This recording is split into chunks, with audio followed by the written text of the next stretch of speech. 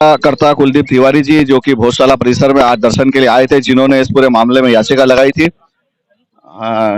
कुलदीप जी से मैं पूछना चाहूंगा,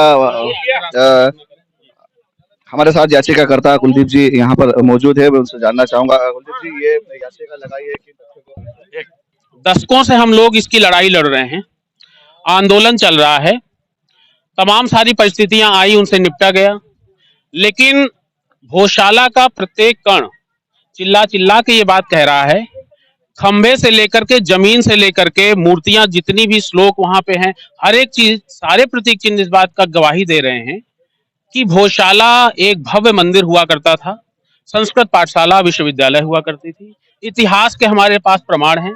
हमने जो माननीय इंदौर हाई कोर्ट में जो याचिका लगाई है, तो उसमें उन सारे इतिहास के तथ्यों को रखा है, क्रमबद्ध करके रखा है, उन सारे प्रतीक चिन्हों की फोटो लगाई है। केस करने से पहले हम स्वयं आए थे यहाँ पर और खुद एक यहाँ की वीडियोग्राफी और फोटोग्राफी करी थी और उनको हमने वहां पर लगाया है, और उसके आधार पर ही ये सर्वे का जो आदेश आया है, सर्वे का आदेश हुआ है। कल सुप्रीम कोर्ट में ये लोगों ने जो सर्वे के अपोज में लगाया था याचिका, वो भी उनकी खारिज हो गई है और सुप्रीम कोर्ट ने कहा है कि सर्वे कंटिन्यू रहेगा।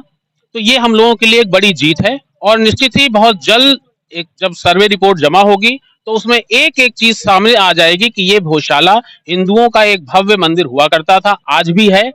बस वहां पर जो नमाज हो रही है, उस नमाज को रोका जाए, ये हमारी प्रार्थना है और हम जल्दी सफल होंगे इसमें। मूल रूप ना छेड़े, ऐसा भी सुप्रीम कोर्ट ने कहा है, क्या उसका नहीं तो मूल रूप से देखिए, उन्होंने कहा है कि बिल्डिंग का जो स्ट्रक्चर है उससे कोई छेड़छाड़ नहीं होनी चाहिए। तो जब सर्वे होता है तो हम बिल्डिंग को क्षति क्यों पहुंचाएंगे?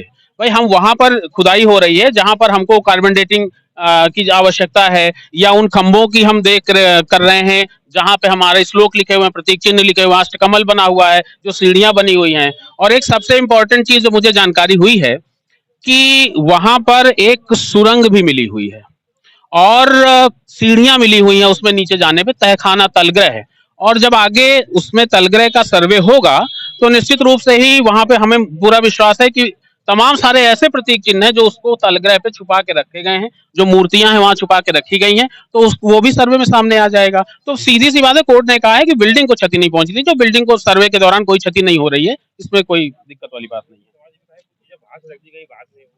नहीं, कहानियां बनाने वाले तो कुछ भी कहते हैं, जिनको अतिक्रमण करना है, कहानियां बनानी है, तो वो तो कुछ भी कह रहे हैं ना, उनको अपना पक्ष रखना है। लेकिन केवल मीडिया के सामने कह देने से या ऐसे सड़क पे आके बात करने से तो कोई बात नहीं होती। सारी लड़ाई तो न्यायालय में लड़ी जानी है और न्यायालय में आप प्रमाण रखिए आकर के, कहिए आकर के। हम तो कार्बन डेटिंग के लिए, भाई सर्वे के लिए आप नहीं गए थे, सर्वे के लिए हम गए थे। हमको विश्वास है ना कि जब कार्बन डेटिंग होगी, जब प्रतीक चिन्ह मिलेंगे तो उनको उम्र भी पता चलेगी, एज कब से यहाँ पे पत्थर है, पत्थर की एज क्या है, मूर्तियों की एज क्या है, मिट्टी की एज क्या है, तो वो सारी चीजें हम गए थे ना। इसका मतलब हमको पूरा विश्वास है कि वहां पे मंदिर है। तो कहानियां बनाने के लिए कोई भी कहते, उससे कोई फर्क नहीं पड़ने वाला है।